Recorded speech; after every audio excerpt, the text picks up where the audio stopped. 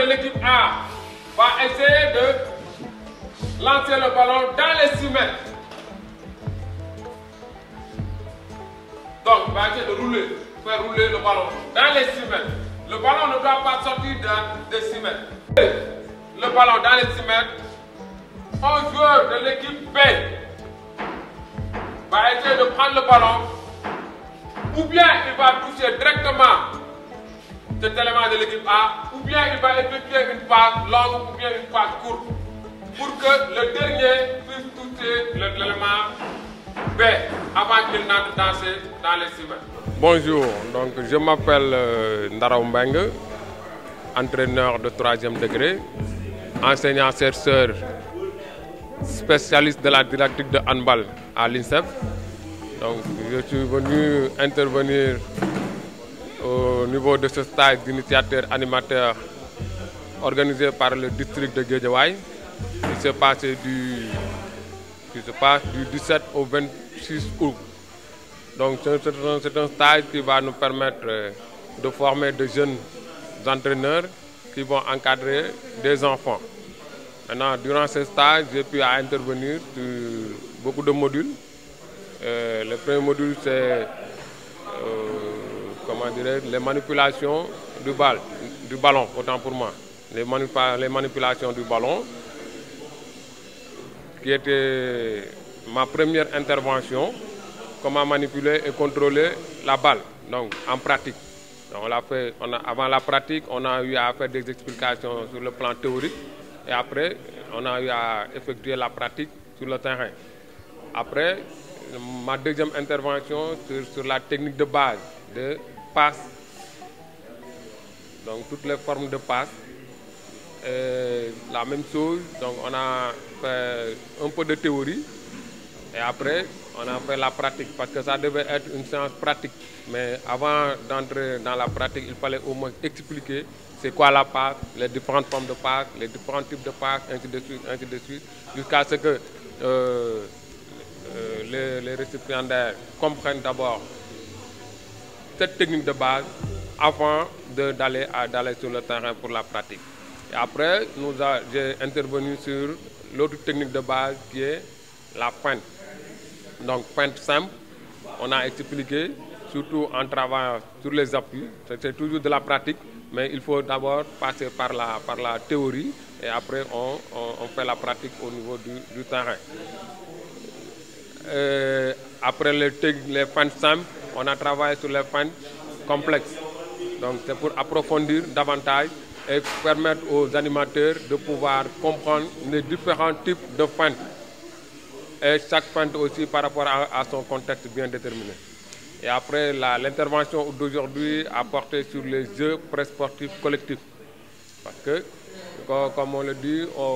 dans tous les sports collectifs, il y a des jeux et des jeux adaptés. C'est pourquoi nous avons essayé de proposer certains jeux pré-sportifs collectifs aux animateurs pour que demain, qu'ils puissent les mettre en pratique avec les enfants. Mais quelque part aussi, quand ils auront à intervenir dans une séance d'entraînement, si ce n'est pas les enfants, qu'ils puissent au moins apporter leur grain de sel. Donc parmi les jeux pré-sportifs collectifs, eux, ils ont proposé des jeux, à savoir les passes à 10. Donc, à part les passes à 10, on a parlé de balles brûlantes. Hein? Après les balles brûlantes, on a parlé de ballons prisonniers.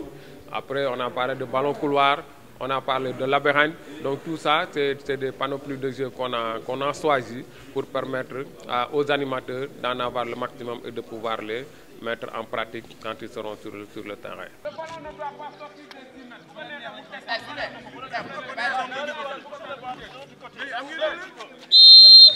Passe! Passe, there you go. Kay!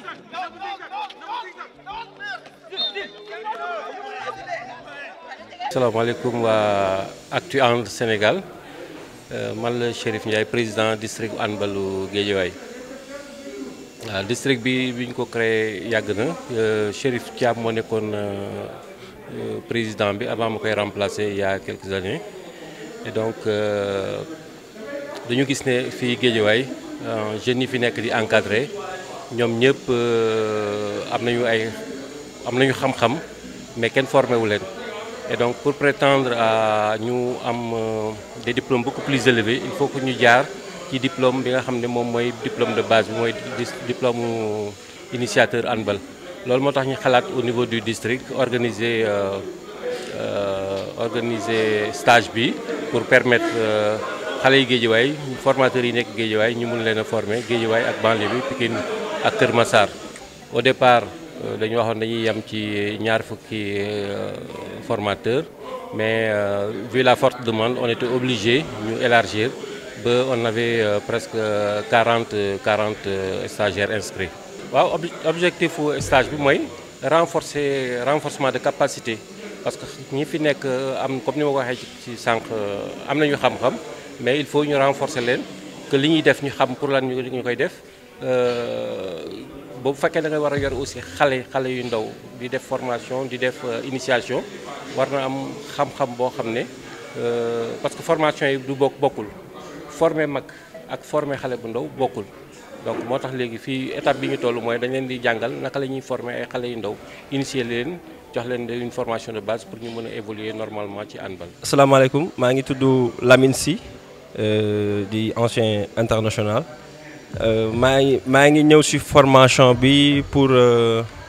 acquérir pour am yeneen connaissance de base ci handball bi man même si pratiquant laa woon mais aussi pour am. xam tuuti li tax nga war a mën a coacher li tax nga war a mën a doon formateur li tax nga war a mën a doon jàngale sport en tant que kii waaw stage bi boo ko defee dina la permettre nga mën a xam yu bari yi nga xamante ne à temps jour li nga daan pratiquer mooy ci termes yi mooy ci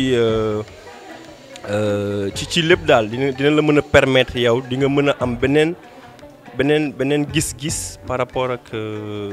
li nga xamante ne moom nga daan nekkee ci terrain bi di nga mën a former ay xale di nga mën a former yenn kii da lay permettre daal nga gën a professionnaliser nga gën a mën a liggéey gën a mën a préparer wu gën a mën a évaluer gën a mën a am beneen ouverture pour mën a tendre à aussi dem ci yeneen niveau. Lamine Ndao en ce moment je fais partie des formateurs ci. Stage initiateur animateur bi ñuy def fii Guédiawaye mais en plus de ça entraîneur équipe nationale U20 jigéen ñi la. xam nga ne depuis at yu yàgg ngi nii pratiquement dañ koy am formation entraîneur puisque formation bi ñu mujjee def je pense c'était la formation des deuxième degré mais depuis boobu nag nit ñi dañ doon demander à chaque fois que ñuy indi xale que ñuy créer ay formation parce que ñu bëri ci club yi di entraîner mais amuñu diplôme bi war pour mun diriger xale yi pour mun entraîner moo tax district Guédiawaye bi en accord avec la fédération et l'inspection départementale organiser stage bi pour ñi nga xam ne nii ñu ngi ci xale yi depuis pas mal de temps en profiter pour am seen premier diplôme d'entraîneur bu leen di tijjil carrière pour que d'ici 1 ou 2 ans encore ñu mun defaat seen premier degré. waaw formation initiateur dañ ko étaler sur une dizaine de jours day am formation théorique am formation pratique parce que entraîneur dañ bëgg xam-xam bi leen di jox ci këyit yi ñu mun ko appliquer ci terrain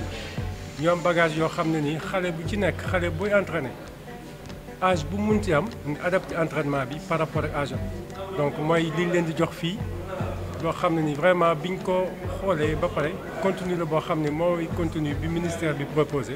ñun moom lañ appliqué rek proposé leen ko pour ñu mun ci profiter au maximum am ci seen diplôme d'initiateur. ñenn ñaa ngi ci ay club peut-être dañuy continuer waat yokk seen xam-xam gën am xam-xam yi leen di mun permettre ñu gën jàppale xale yi ñeneen ñi peut-être après buñ ci génnee dañuy dem créer école de handball. parce que boo ci génnee école handball nga mun créer liggéey ak ñoom pendant 1 ou 2 ans pour mun postuler def sa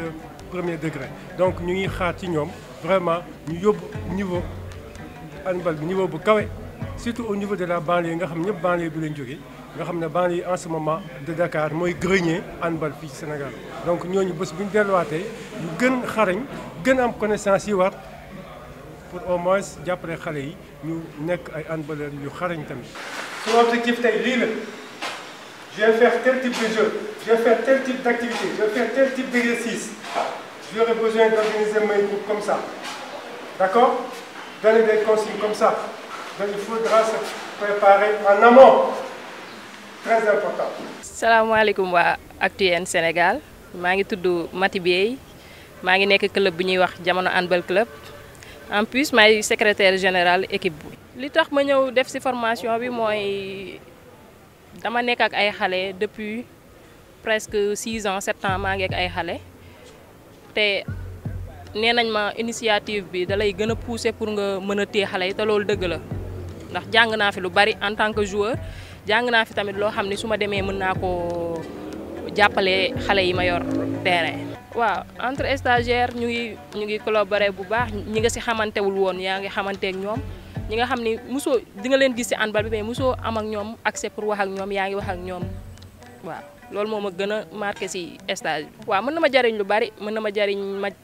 jàppale ci samay xale mën na ma jariñ tamit ma nekk ci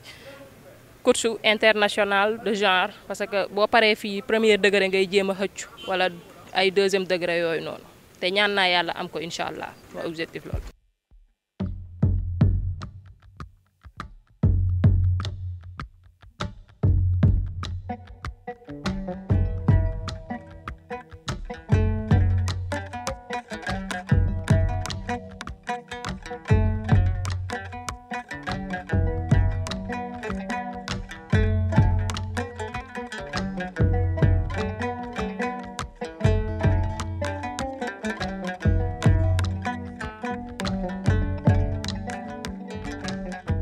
ma félicité si bu baax le président Chérif Ndiaye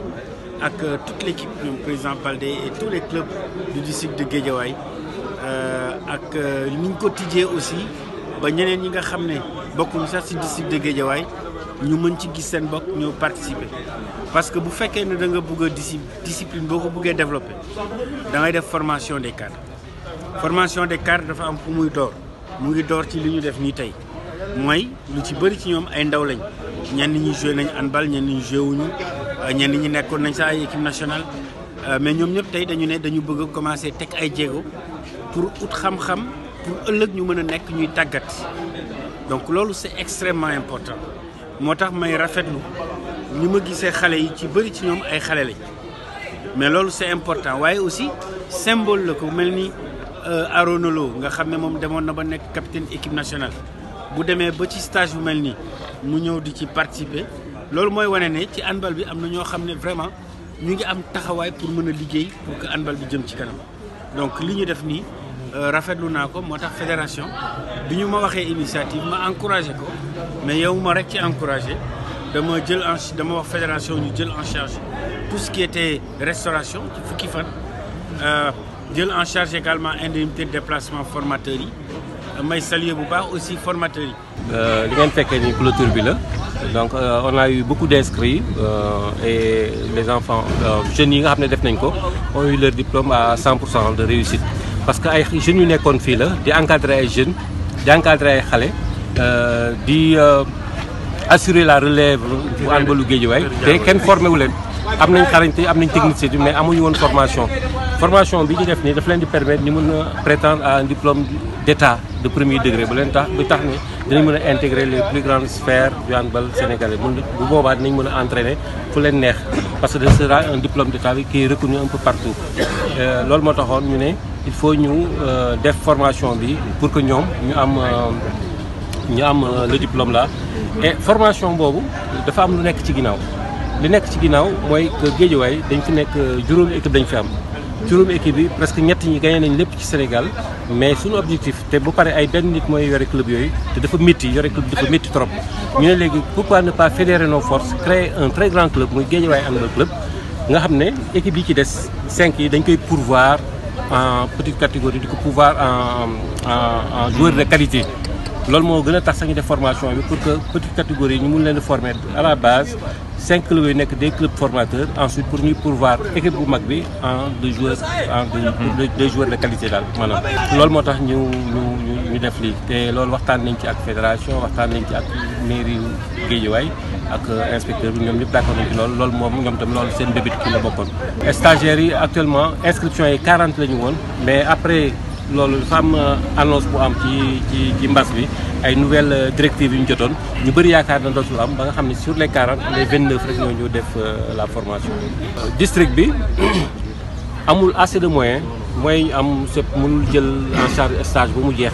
parce que c'est un peu lourd parce que stage bi demi pensionnat la daal dañu fii la ñuy añee suñu xëyee fii la ñu nekk ba ngoon ñibbi fi lañu yore añ ak yooyu vous avez vu que ils sont bien habillés donc yooyu yëpp dafa nekk budget boo xam ne fédération yi def na ci lu bëri ak ligue district bi li mu am aussi moom tam mu def ko ci ñu def jonction et que mairie jàpp na ci moralement accompagné nañ ñu moralement dañ il faut aussi ñu wax ko parce qu'on a tenu des réunions ak ñoom ils sont d'accord sur le fait que ñu organiser voilà.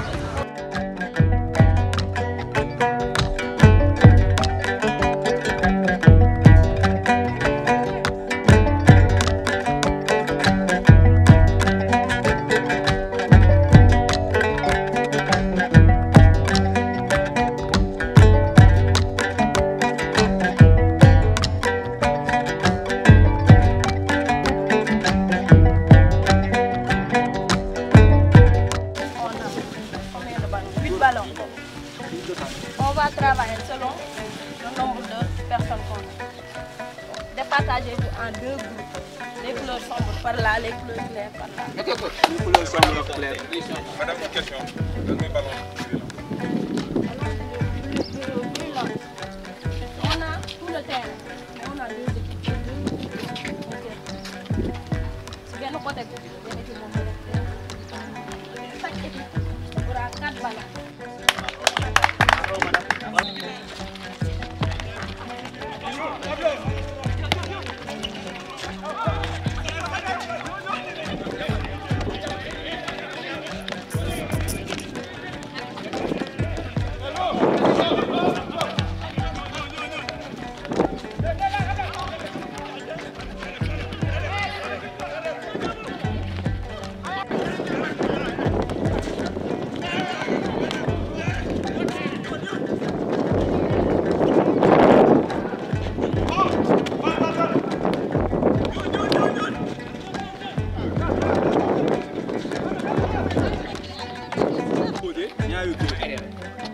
yéen a groupe A ñi ñooy groupe B groupe B ñoo disposé wu maintenant si couloir yi groupe A dañuy disposé si côté yi ce qu'on va faire maintenant groupe A première consigne bi mooy dañuy am 2 variantes la première variante bi dañuy lancer balle bi si biir 6 mètres yi mais balle bi du génn nag juste ñu lancer ko benn élément équipe B jël balle bi parce que maintenant soo coéquipier wala su bokkal équipe pour ñu jëm ko atteindre mais maintenant léegi yow miy glissé balle bi soo glissé rek da ngay jël sa course avancer pour jéem a atterrir si 6 mètres yi sa balle bi du la laal. J'espère que vous me comprenez. Il n'y a pas de fille, une fille. Ah, 4 filles, 4 filles.